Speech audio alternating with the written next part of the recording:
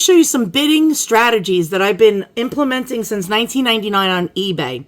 Now, I do a last second snipe. What's a sniper or auction sniping? A lot of people think it should be outlawed, but I'm going to tell you right now, nope, it's legal, completely legal. So that means when you put a bid in at the last few seconds of an auction's end, and it doesn't give anyone else a chance to go back in and outbid you. Does sniping always make you win? The answer is no. Whoever bids the highest amount that they're willing to spend wins. The dumbest thing you can do when bidding on something you really want on eBay is to actually bid, like say someone just lists something. Do not bid on it, because what's going to happen is you're just going to have to go into a bid war with other people, and the price, you're going to end up paying more money for an item that you could have gotten for less. An example, say the auction starts out at $9.99, right?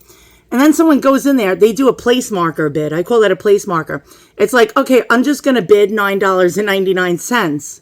At one time, eBay would give you the name of the person that was you were bidding against, but they don't anymore. They hide it. But this person put a $9.99 opening bid, and that was it.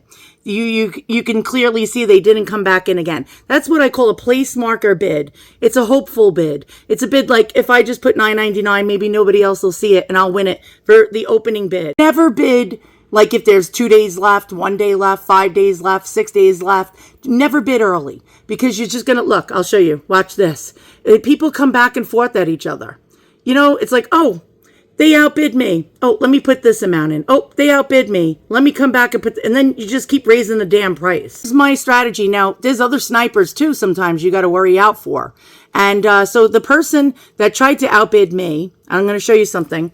Okay, this person right here that has, they're a seasoned eBayer, 9,251 feedbacks. They went in there with an even $50. Never go even, boys and girls. Never go even. Throw a few cents in there, because it could be just a few cents that could get you over the top to win. The same exact person did not even snipe until the last second. So they put an earlier snipe of $50 that same day with hours left in the auction, outbidding this person. This person didn't come back, but watch this. They put an even amount, right? And then they came back later and sniped it. That's how bad they wanted this auction. They came back with a 10-second snipe left in the auction, and they went up to $58. That was the top amount they were willing to spend. But look what happened, boys and girls. I beat them by 95 cents. The cents count. The cents count. So if you throw in an odd amount of cents, it counts. What was my top amount that I was willing to spend? $58.99. Now, eBay just brings you up to the next increment, which was 95 cents. On certain amounts, if it goes over, I think 100, the next increment would be $2.50. So if it's under 100, I believe it's $1. So I'm not sure, or 95 cents or something like that. So I went up to $58.99. That was the most I was willing to spend. And you see, if you put the most you're willing to spend, and the person underneath you puts a lot less than the most you're willing to spend, and you outbid them, you're not going to spend the most you're willing to spend. It just goes up to the next increment. And so this person must have been crying. They must have been crying because they wanted it so bad that they bid early into the auction, and they also bid at the last few seconds. But I went in there with a 2-second snipe. That means 2 seconds, the auction was going to end in that 2 seconds, and I just put my highest amount I was willing to go and made this person probably cry in their Wheaties. So let's unbox this in fast motion.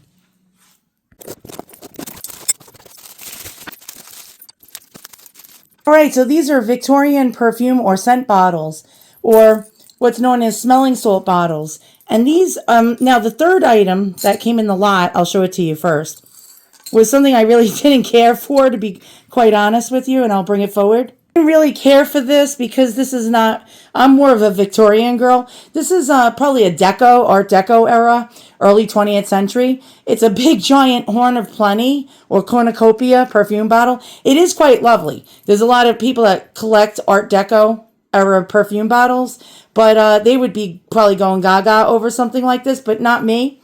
I'm just like, it's a stocking stuffer. All right, so this has a big lollipop style stopper. Let's take a look at this. Now this looks like it's cut crystal. It's very heavy, actually. It looks like it's cut crystal, but it's not. And so let's go ahead and take a look at this.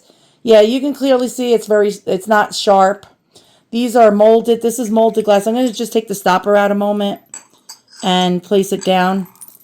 And looking for the mold marks on this. To tell if you have real crystal or pressed or molded glass, sometimes you can find seams on it. This is actually done so well that I really can't find the seams. Here we go. See the seam going right down this center area right here? Then it leads up into the curly Q. So we got definitely pressed or molded glass. But this is really beautiful. It smells like actual perfume right now. Sometimes you can see, yes, you can see the mold line right here in the top part of the bottle. Let's try to show you that. Sometimes it's hard to show you that. But it's definitely not crystal. Now, the person that did not win this auction probably cursed me. They probably said, what a B, what a B word. And this is the Daba. So you would go like that, and then you would put that on your pressure point. It still has dried perfume on it. This is actually really beautiful. It shimmers, it catches the light, and it's quite lovely. What do these ones sell for? I see these selling on Ruby Lane for $50 to $125. Ones that are almost identical to this one, but this is not what I wanted. All right, so let's move this away. The person that probably tried to outbid me probably wanted that piece. These were what I was after. And this is gorgeous. This is Victorian. We have a finger ring. I don't know if you can see that. See the finger ring? And this is real cut glass. This is crystal. And definitely, yep, you can definitely see there's no mold lines. Oh, that is a beautiful piece of crystal, boys and girls. Look how it's cut. And what I like about it is it's a hinged bottle. Has a little dent in the top. No big deal. Not going to cry over it. This is known as a chatelaine, this chain. And sometimes a lady would have a hook hanging from her waist. And it would be hanging from the hook. So because the Victorian era, they needed smelling salt bottles and perfume bottles because the smells were ghastly. Especially since ladies wore tight-laced corsets. They couldn't breathe, especially in the summer months, wearing 6 pairs of underwear under a dress.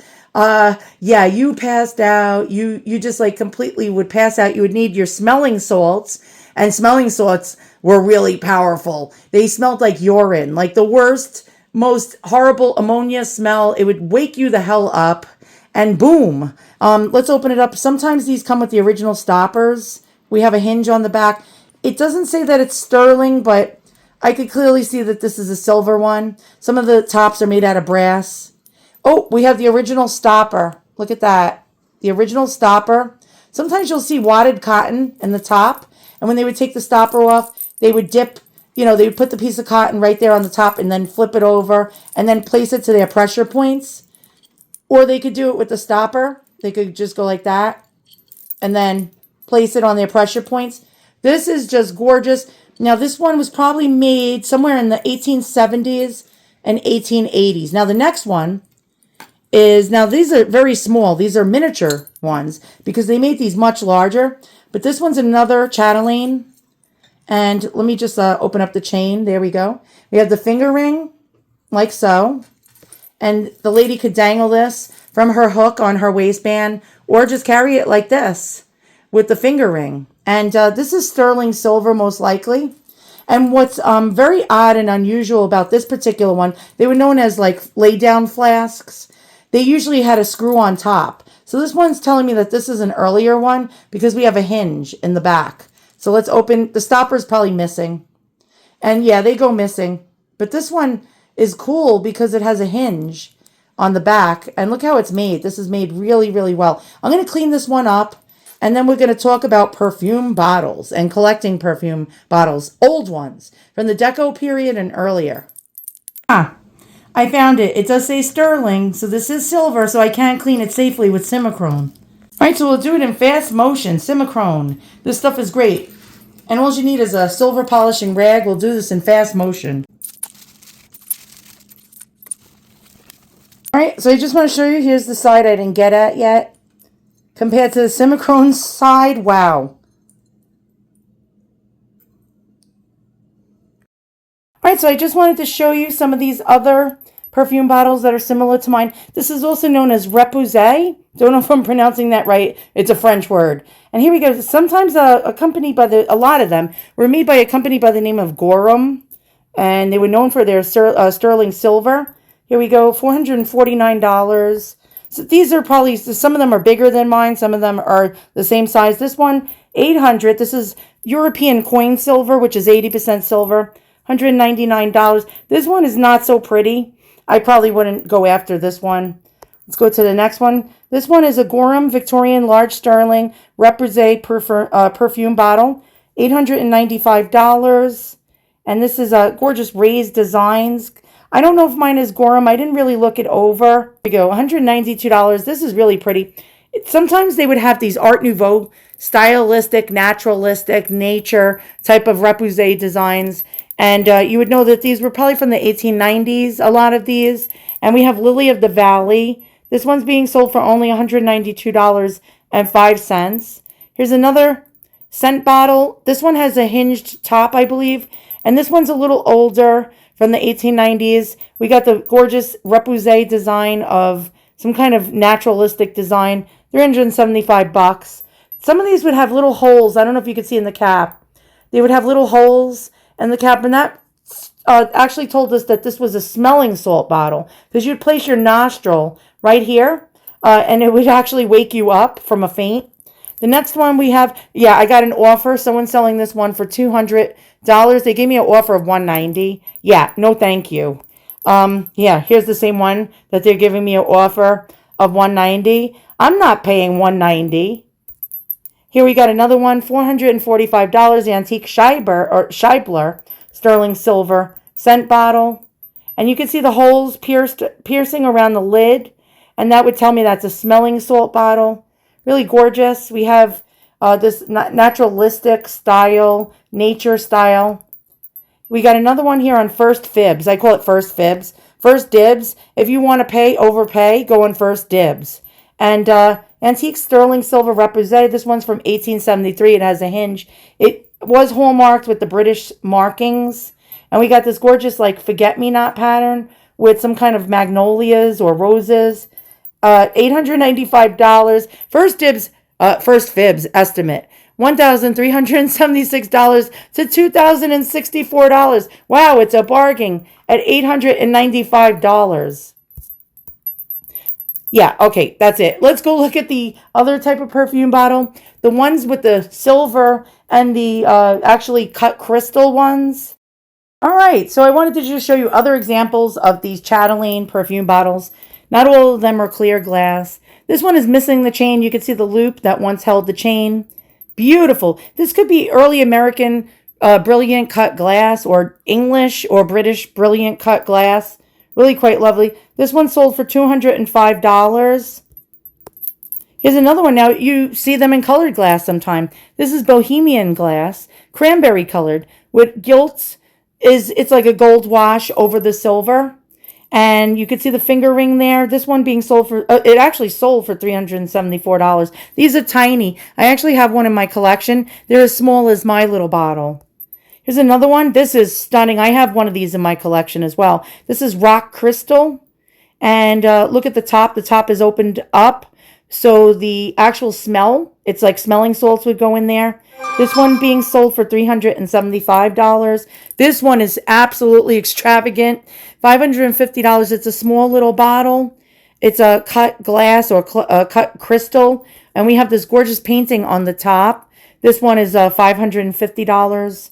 Here's another one. This one is stunning. All right, gold mounted. And this is from 1760, and it's a scent bottle. And this is rock crystal. The earlier pieces had rock crystal. This is gold on the top. $1,745. Here's another teeny tiny one, 1 3/4 antique Victorian chatelaine miniature perfume bottle. Now, everyone loves the miniatures, and it's a Niello, and you can see the Niello here on the top. It's a beautiful design, and this would have hung from a chatelaine hook or a belt, $550. And now we have an Italian one. This is a Murano glass scent bottle hanging from a chain. Here we go, with silver on the top. And look at the gorgeous, gorgeous like the different blown glass designs going through it, almost with sparkles in it. There's a crack going down it, but people don't care. They'll still pay the $750 for something like this. This is these were made between like the 1850s and 1870s. They might have not have pinned the date exactly. A lot of these were in the 1870s. Here's another one. This is a teeny tiny little horn of plenty or cornucopia with cranberry cut crystal. And we can see the little finger ring. This is teeny tiny. And this one being sold for $265.72. Now we have a really elaborate one, which I have in my collection as well with the fleur de lis. And I also have the chatelaine clip belt hook. You can see on the top this piece right here with the fleur de lis. This would actually go down inside the inner part of the lady's dress, this part in the back here. And then the bottle would hang down from a hook, or it would be attached with a little ring. And you would actually hang this down from your waistband. $490. This one is from the 1870s. Really quite lovely. And last but not least, we have another of these perfume sterling silver flasks that I got in my lot. That was $475. Make an offer. The person that tried to outbid me and lost by 95 cents is probably crying. Listen, I don't always win, boys and girls. I use my strategy. It wins me at least 70% of the times, the auctions.